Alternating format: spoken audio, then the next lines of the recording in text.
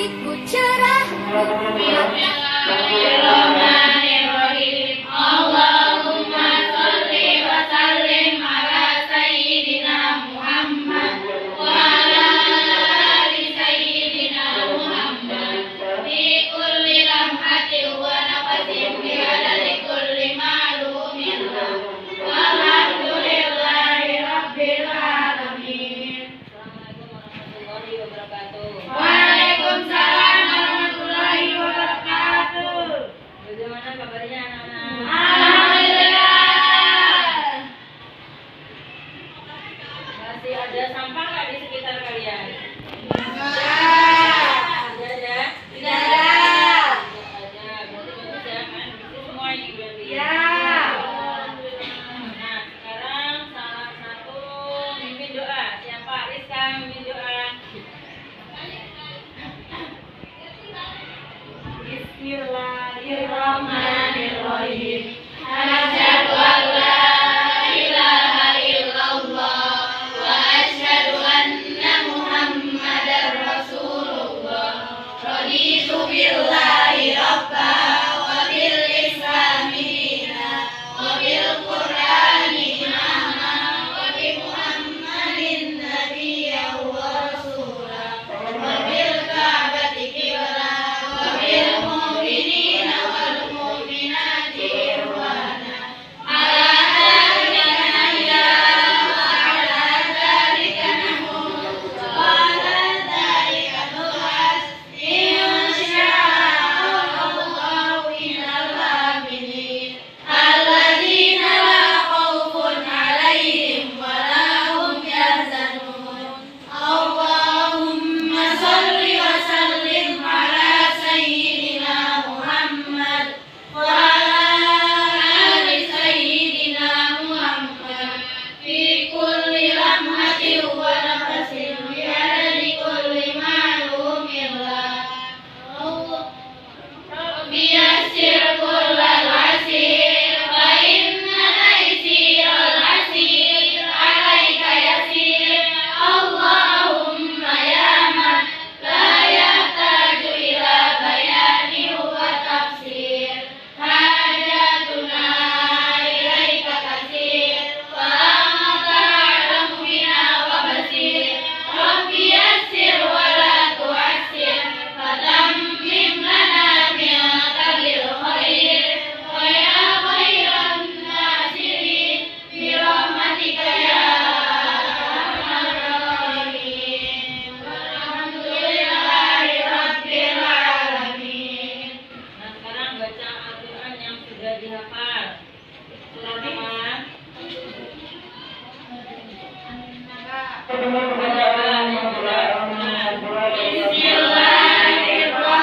Bismillahirrahmanirrahim.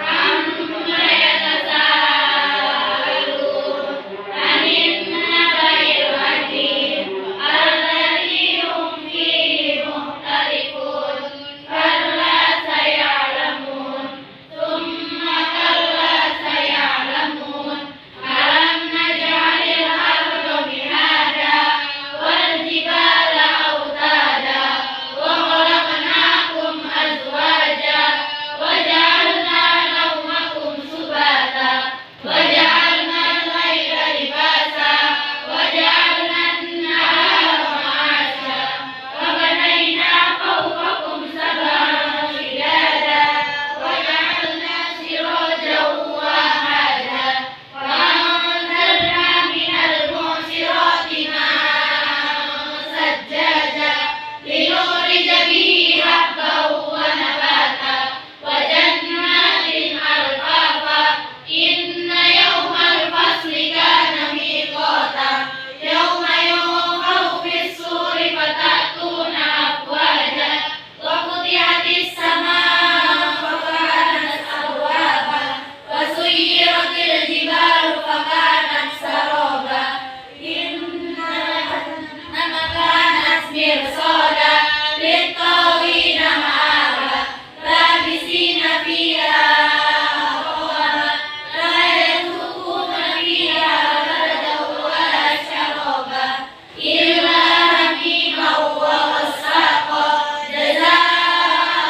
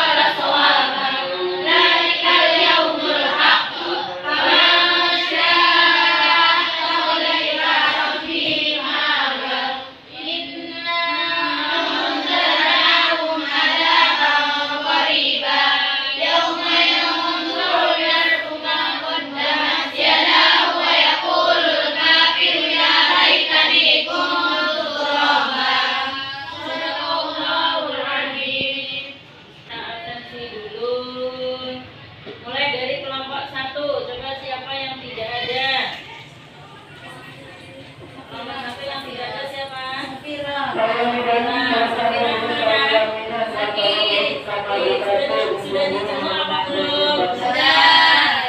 Sudah. Sakit apa coba?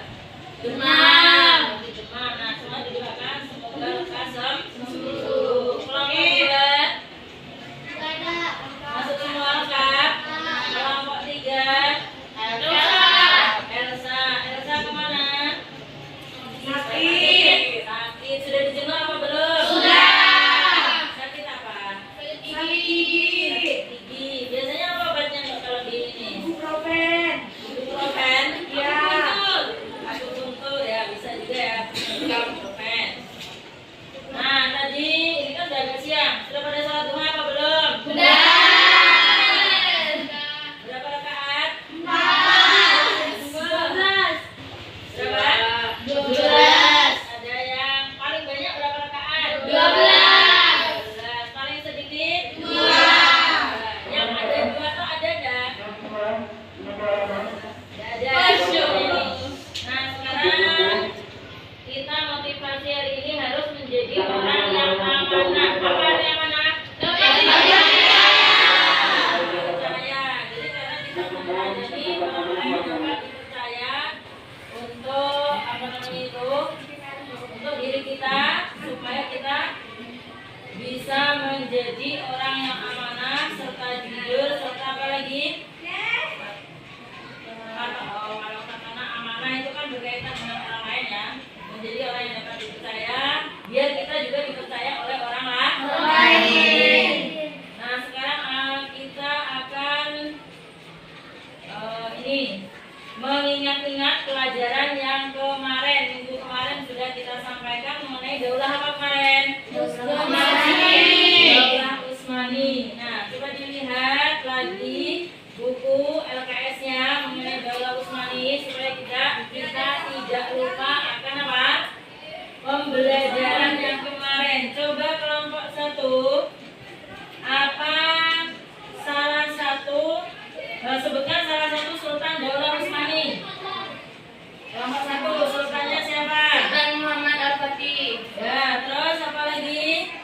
Sultan Sulaiman Al-Qanuni. Sultan Sulaiman Al-Qanuni. Terus satu lagi coba. Sultan Salim. Sultan Salim, Bayezid. Ya. Terus sekarang coba kelompok 2. Apa saja peninggalannya?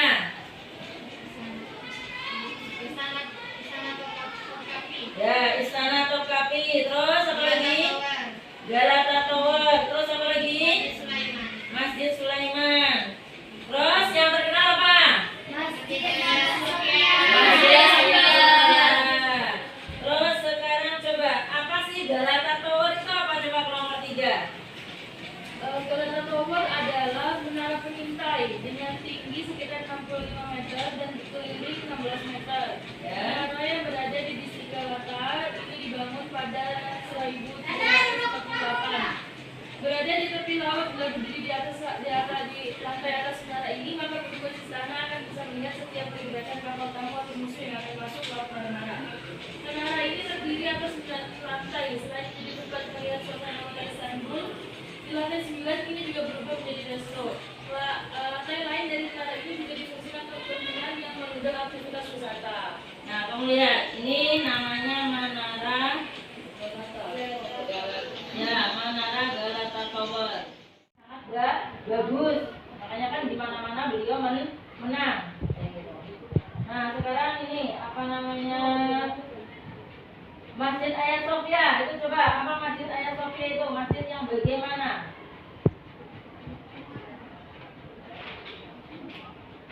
Coba siapa yang bisa menyebutkan? Masjid Ayasofya adalah masjid yang lokasinya Ayasofya bersedia depan Masjid Sultan Ahmad dan berdekatan pula dengan Istana Topkapi. Ayasofya juga Hagia Sophia dibangun oleh Kaisar Konstantinopel sebagai basilika atau tempat pertemuan. Asalnya apa? Asalnya tempat pertemuan orang-orang apa? Bizantium. Terus kemudian apa? Kemudian diganti lagi menjadi gereja. Oleh siapa? Kaisar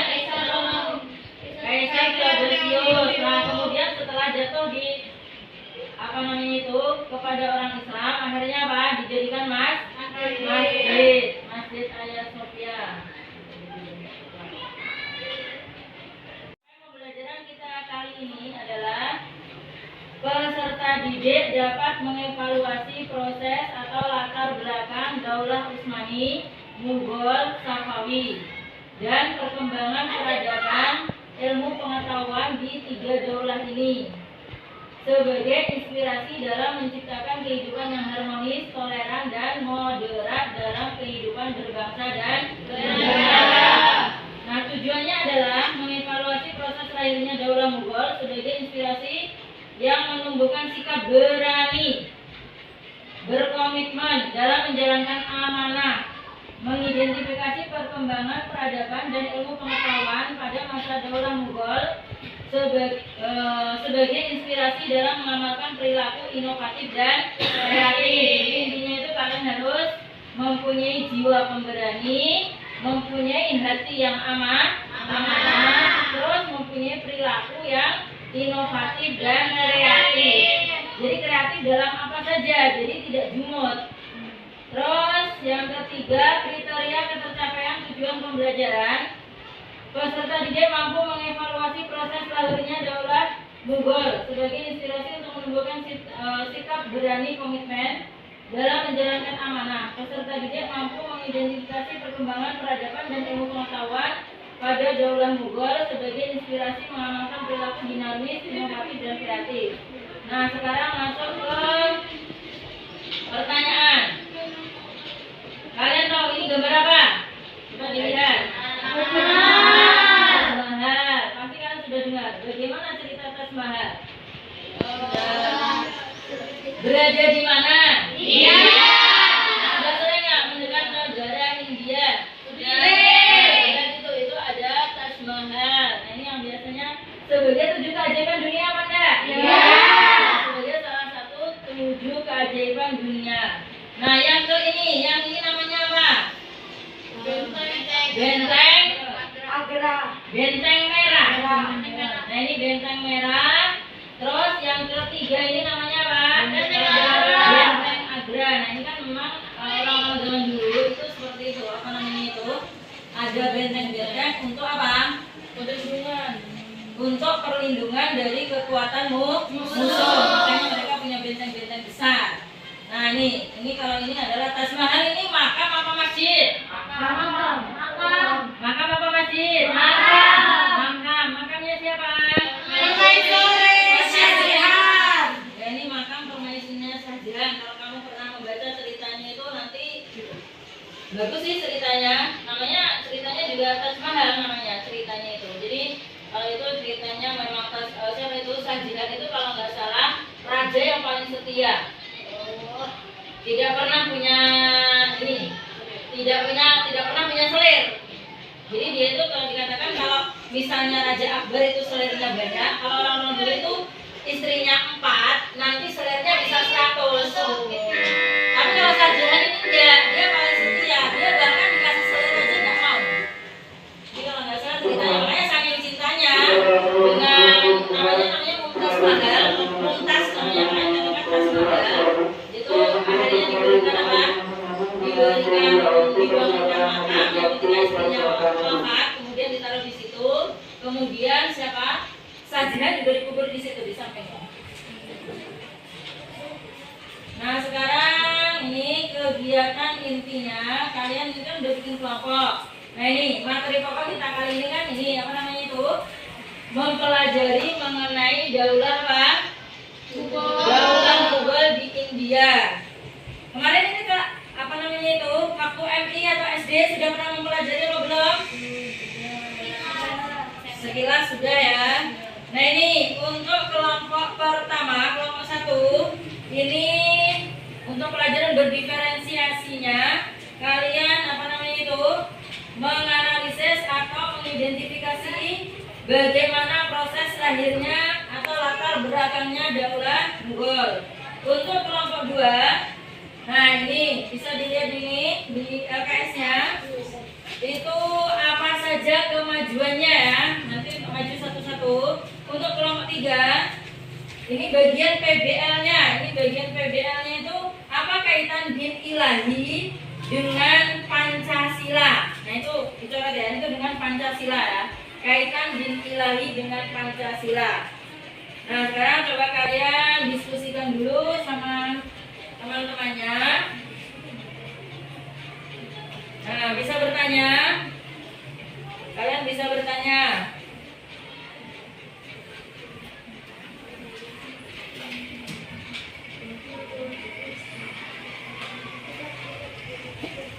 Nanti Izan yang maju atau siapa yang maju? Ainun Ustazah. Ainun mana?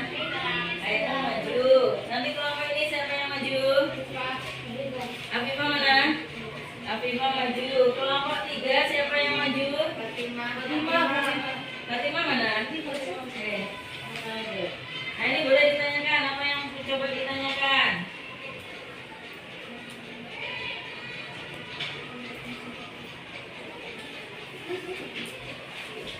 Coba, sudah ketemu belum latar belakangnya? Sudah. Sudah ketemu latar belakangnya. Nah ini kan tadi kemajuannya. Sudah ditamakan belum? Sebagian sudah, sebagian belum. Boleh dilihat di LKS, boleh dilihat di buku. Akbar Hamid itu yang jalan ke Akbar itu ya? Ya, Akbar itu yang jalan di Akbar. Nah, lihat nggak? Itu kan pernah di filman itu pernah lihat? Nah. Pernah nggak? Pernah. Pernah lihat?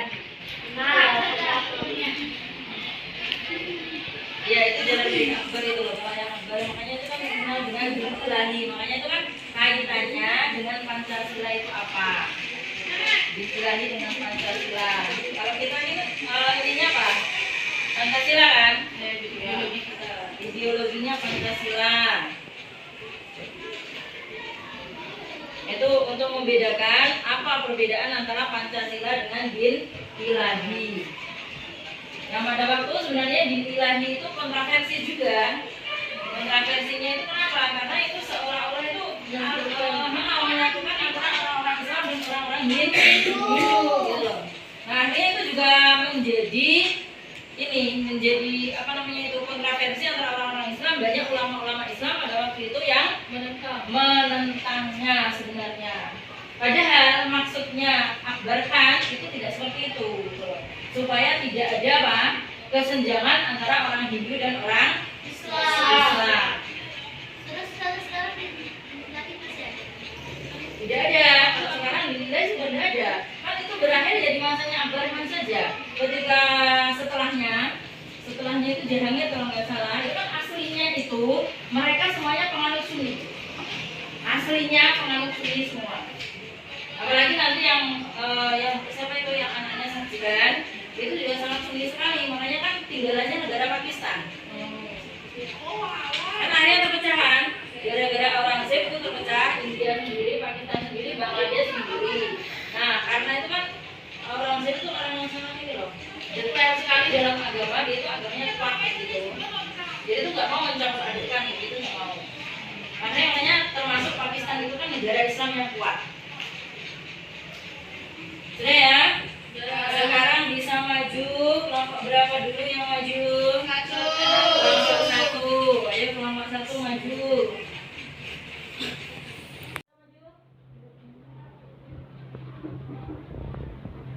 Assalamualaikum warahmatullahi wabarakatuh. Saya dari kelompok 1 akan mempresentasikan ini mengenai latar belakang berdirinya Daulah Mughal. Kerajaan Mughal adalah kerajaan Islam yang pernah berkuasa di India dari abad ke-16 sampai abad ke-19. Dinasti ini didirikan oleh Zaharuddin Babur yang merupakan keturunan Timur Leng, penguasa Islam asal Mongol. Babur adalah nama kecil dari Zaharuddin, yang artinya singa. Ia lahir pada hari Jumat 24 Februari 1483. Ayahnya bernama Umar Mirza menjadi amir di Fergana, turunan langsung dari Miranshah, putra ketiga dari Timur Leng. Sedangkan ibunya berasal dari keturunan Zhenghai, anak kedua dari Genghis Khan. Pada usia 11 tahun, Babur kehilangan ayahnya dan sekaligus menggantikan kepemimpinan ayahnya dalam usia yang masih sangat muda. Namun demikian, ia sangat pemberani sehingga ternyata lebih matang dari usianya. Dia mendapat latihan sejak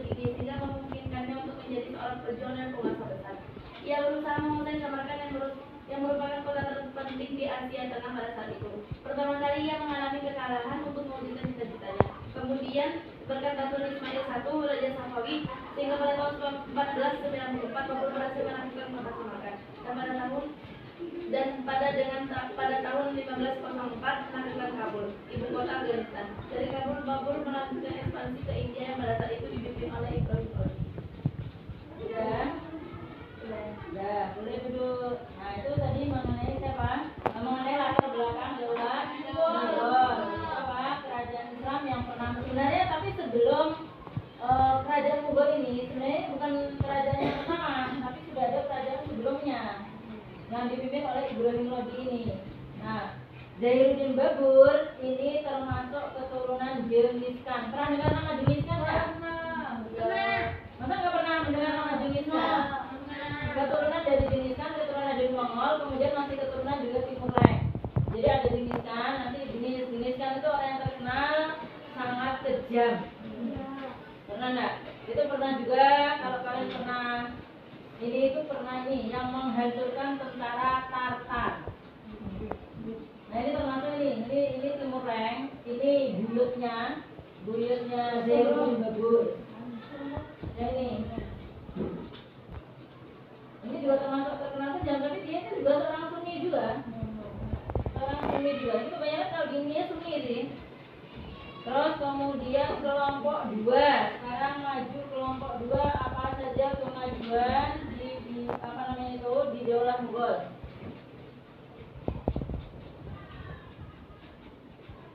Assalamualaikum warahmatullahi wabarakatuh. Waalaikumsalam warahmatullahi wabarakatuh. Saya perwakilan dari kelompok 2 yang akan menjelaskan tentang kemajuannya Daulah Mughal. Pada masa kepemimpinan Akbar, perkembangan berlanjut tidak hanya di bidang urusan politik, akan tetapi juga terjadi di bidang ilmu pengetahuan dan teknologi. Walaupun tidak sebesar dinasti sebelumnya, wilayah Islam seperti Baghdad, Andalusia dan sebagainya. Kemajuan yang paling menonjol di bidang ilmu pengetahuan yaitu dalam seni syair dan seni arsitektur. Penyair istana yang terkenal adalah Malik Muhammad Jayazi, seorang sastrawan sufi. Salah satu karya Malik Muhammad Jayazi yang terkenal yaitu Al-Mafat, yang berisi dengan kebajikan manusia. Selain itu dalam penulisan sejarah yang terkenal pada masa ini adalah karya sejarah yang dikarang oleh Abu Fadl. Sedangkan bidang arsitektur dinasti Mughal meninggalkan bukti sejarah yang sangat luar biasa dan sangat indah. Istana Fakhur Sikri Bisri yang dibangun pada masa Akbar. Nah, itu adalah salah satu ini. Kamu bisa lihat gambarnya juga. Itu adalah kemajuan pada dinasti Mughal. Nah, ini yang pertama itu apa? Ini tadi benteng. Benteng merah. Ini apa? Nah, siapa yang sudah pernah ke sana? Dalam ini sudah. Itu bisa berubah-ubah gitu ya, Ustaz. Apanya? Warna Taj Mahal ya. Itu kan ngaruh foto aja. Ngaruh foto aja. Ya, nah ini juga benteng di masa Al-Radzaq. Ini kan kalau bisa dilihat kan benteng-bentengnya itu mereka itu kalau membangun itu yang seperti masjid kayak gitu kan. Kayak semacam. Nah sekarang yang ketiga, kelompok 3 mengenai din ilahi, apa perbedaannya dengan Pancasila tadi?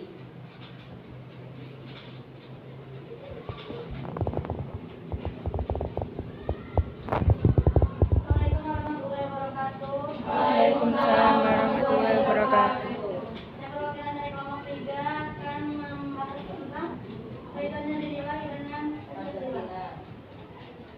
Dinilai menggabungkan unsur-unsur terbaik dari ajaran Islam dan Hindu, sama dari unsur agama atau kepercayaan lainnya seperti Kristen, Jainisme, Zoroastrianisme, dan seterusnya.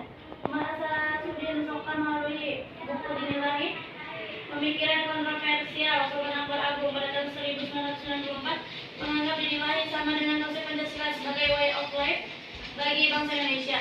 Akbar memang tidak lantas mendeklarasi dinilai sebagai agama baru. Seperti halnya Soeharto yang memanfaatkan Pancasila untuk kepentingan politiknya. Akbar pun begitu. Dinilai adalah alat utama birokrasi Akbar dalam usaha mencari legitimasi untuk menciptakan kepemimpinan langsung di bawah komandonya. Para pengikut tulis Soka bersumpah mengorbankan jiwa, harta, agama, dan kehormatan demi Akbar. Dengan dinilai Akbar menciptakan sistem yang menguntungkan, sehingga mereka yang bergabung bukan hanya akan menjadi bagian dari pemerintah Mughal,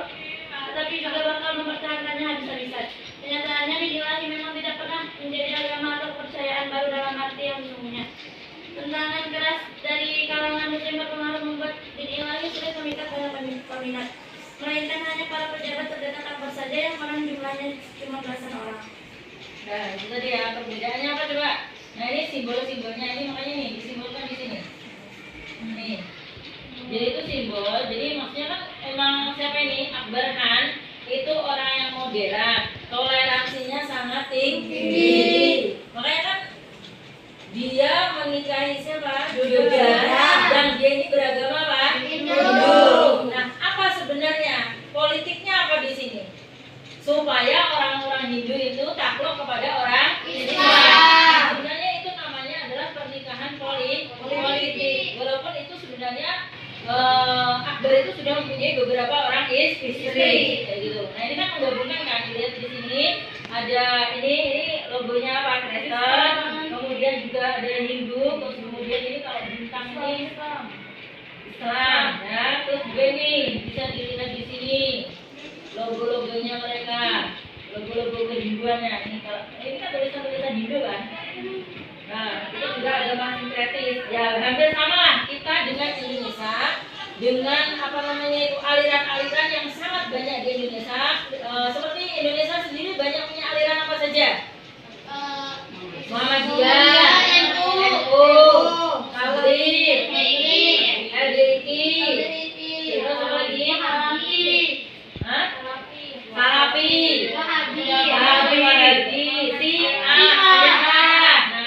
begitu juga. Jadi siapa tadi Akbar Khan itu ingin menyatukan orang-orang yang tadi supaya tidak ada pertentangan di antara mereka. Akhirnya disatukan dengan nama Dinilahi. Intinya mereka itu mengatakan bahwa Tuhan itu semuanya, Tuhan itu ada, kayak gitu loh. Tuhan itu ada. Itu seperti keyakinannya kayaknya orang ini Salafi Wahabi. Dia itu menganggap masa asma wa sifat itu pernah mendengar? Asma wa sifat, terus apa namanya? Wujud apa gitu loh. Itu ada. Nah, sekarang ini melihat PowerPoint, sekarang dilihat PowerPoint untuk menerangkan mengenai ini. Sekarang dilihat ya. Nah, lahirnya ini tahun berapa ini? Kelahiran atau latar belakangnya ini tahun berapa berdirinya?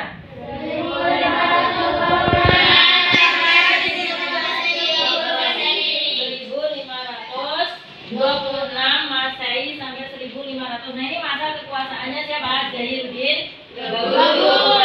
Nah ini beliau juga seorang yang sangat militer. Kebanyakan orang-orang yang negaranya itu berbentuk monarki atau kerajaan militeristik atau militernya sangat kuat. Nah ini kemajuannya di bidang ekonomi dan politik serta agama, seni, budaya. Terus kemudian ini asal usulnya tadi sudah kita bahas. Strategi dan kebijakannya apa saja ini? Pada masa kepemimpinannya seluruh kebijakan dikerahkan digunakan untuk membangun fondasi pemerintahan.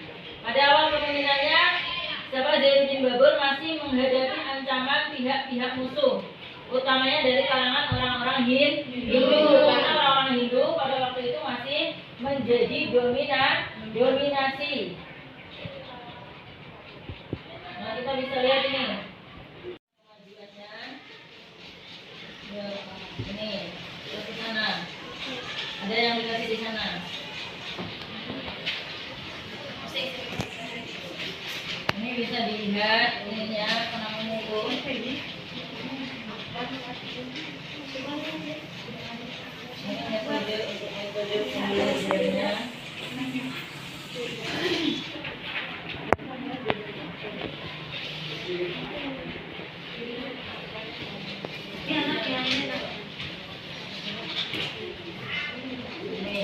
Ini bisa dilihat keterangannya. Ini kemajuannya bisa dibaca di sini. Terus ini kemundurannya bisa dibaca di sini. Dan itu nanti untuk keterangan-keterangan bisa dilihat yang saya bagikan tadi. Nah, yang pertama itu siapa? Zainuddin Babur. Yang kedua apa? Humayun. Dilihat, ada enggak?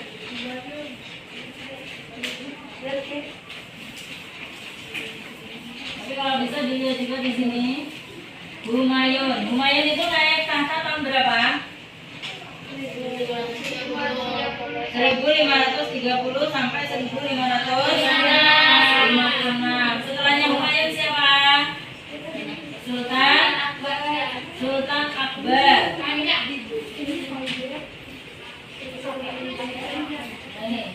Nah ini setelahnya Humayun ini adalah Jalaluddin Muhammad Akbar tahun 1556 sampai 1605. Nah dia ini naik tahta pada umur 14 tahun. Masih muda enggak? Masih, makanya akhirnya yang menjadi pemimpin pemerintahan itu adalah Bairam Khan. Bairam Khan, ingat? Bairam Khan itu. Nah akhirnya setelah umur berapa di usia yang sudah cukup matang, akhirnya beliau ini apa namanya itu? Bukan memecat ya, mengambil alih kekuasaannya. Nah, ini bisa dilihat beberapa ancaman yang dilakukan oleh sisa-sisa keturunan Hansah yang masih menguasai Punjab berhasil diredam. Ancaman terbesar datang dari Binu yang menguasai Gwalior dan Agra. Ini termasuk pemimpin yang sangat-sangat memajukan lah. Bisa dilihat cirinya sangat militeristik. Terus sebagai paham baru, dinilai sebagai paham baru. Terus beliau ini sangat moderat. Maksudnya moderat itu bagaimana? Apa moderat itu?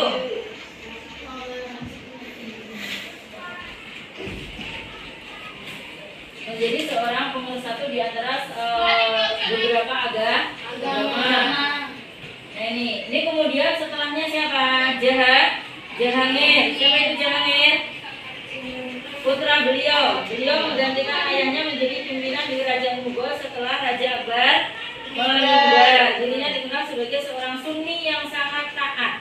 Berarti orang-orang raja dulu itu mereka itu belajar agamanya, maksudnya itu belajar agamanya sungguh-sungguh apa enggak? Iya, sangat sungguh-sungguh belajar agama.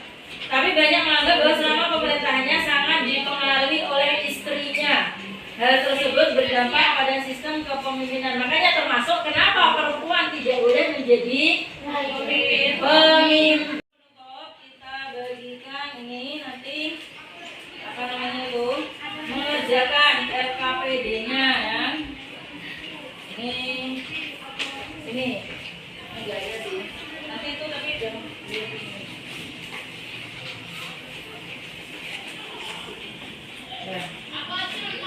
ya. Di situ sudah ada pertanyaannya, ada 5 pertanyaan. Yang pertama, sebutkan raja-raja Mughal 3 saja. Terus siapa pendiri Taj Mahal? Apa saja peninggalannya? Apa konsep din ilahi? Nah, Zainuddin Babur ini merupakan keturunan siapa ya? 5 menit waktunya untuk mengerjakan.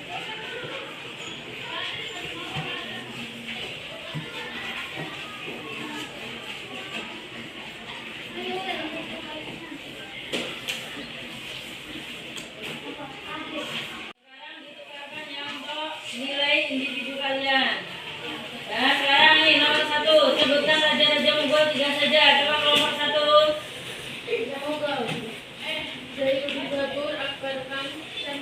Nah nomor 2, kelompok 2 siapakah pendiri Taj Mahal? Shahjahan. Kelompok 3 apa saja peninggalannya? Nah nomor 4 kembali lagi ke kelompok 1. Apa konsep din ilahi?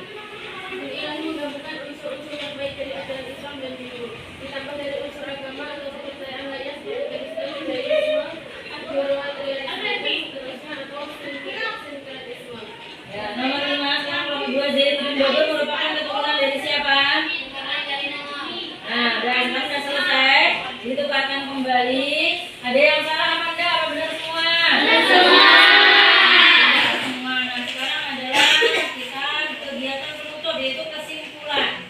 Kesimpulannya, coba kelompok 3. Apa tadi kesimpulannya? Toleransi. Nah, terus nomor 2 apa? Masih kelompok 3 ya. Nomor 2 disebutkan.